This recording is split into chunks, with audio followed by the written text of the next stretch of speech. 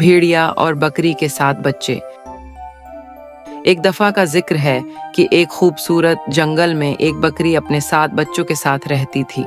वो बकरी अपने बच्चों से बहुत मोहब्बत करती थी और हमेशा उनकी हिफाजत का ख्याल रखती थी। वो बच्चे बहुत मासूम और शरारती थे, लेकिन बकरी उनको नसीहत करती थी कि कभी किसी अजनबी को दरवाज़ा न खोलें। एक दिन बकरी ने अपने बच्चों से कहा, मेरे प्यारे बच्चों, मैं खाने की तलाश में जंगल जा रही हूँ। तुम सब घर के अंदर रहना और किसी के लिए दरवाज़ा मत खोलना। याद रखना, भेड़िया बहुत चालाक है। वो अपनी आवाज़ बदल कर तुम्हें धोखा देने की कोशिश करेगा। बच्चे बोले, माँ आप फिक्र न करें, हम बहुत मोहतात रहेंगे। बकरी मुतमईन होकर चली गई। कुछ देर बाद भेड़िया, जो पहले ही ये सब सुन चुका था, बकरी के घर के पास आया और दरवाज़ा खटखटाया।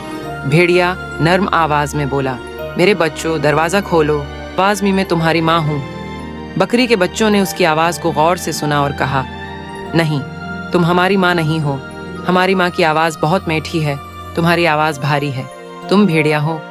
ये सुनकर भेड़िया गुस्से से वहाँ से चला गया और अपने गले को साफ करने के लिए शहद खाया ताकि उसकी आवाज़ मीठी हो जाए।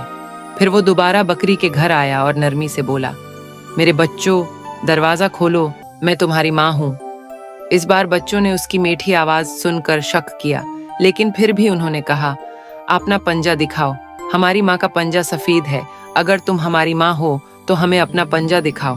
भेड़िया ने अपना काला पंजा दिखाया तो बच्चों ने फौरन पहचान लिया और कहा, ये झूठ है, हमारी माँ का पंजा सफ़ेद है, तुम भेड़िया हो।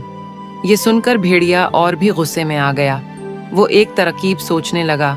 वो जाकर आटे में अपने पंजे को लपेट कर सफ़ेद कर लिया ताकि बकरी के बच्चों को धोखा दे सके। फिर वो तीसरी बार बकरी के घर आया और दरवाज़ा खटखटाया। वो बोला, मेरे बच्चों, मैं तुम्हारी माँ हूँ, दरवाज़ा खोलो, देखो मेरा पंजा सफ़ेद है। बकरी के बच्चों ने दरवाजे के नीचे से पंजा देखा जो वाकई सफ़ेद लग रहा था।